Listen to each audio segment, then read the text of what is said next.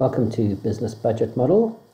In this tutorial, we are going to go through the ratio analysis sheet.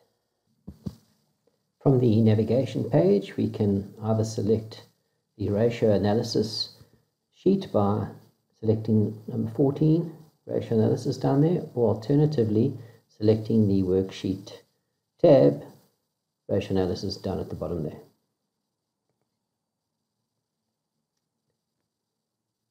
The ratio analysis page is a very simple one. We deal with a number of different ratios, and these are the more well-known ratios, from gross profit margin to return on assets and return on net assets, return on equity, return on capital employed, etc.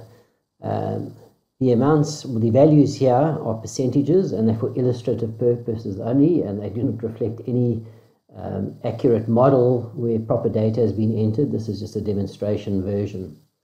As you can see, the scenario that you're looking at will be highlighted. So if you had selected scenario 2 or scenario 3, the equivalent, the applicable description would come on.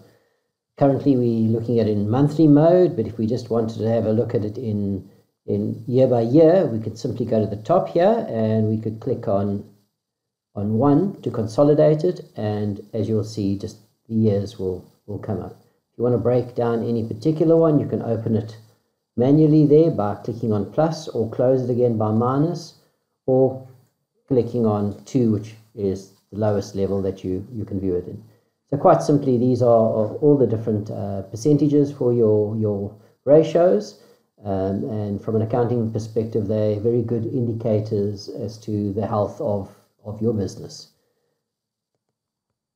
And that concludes the ratio analysis sheet. Thank you.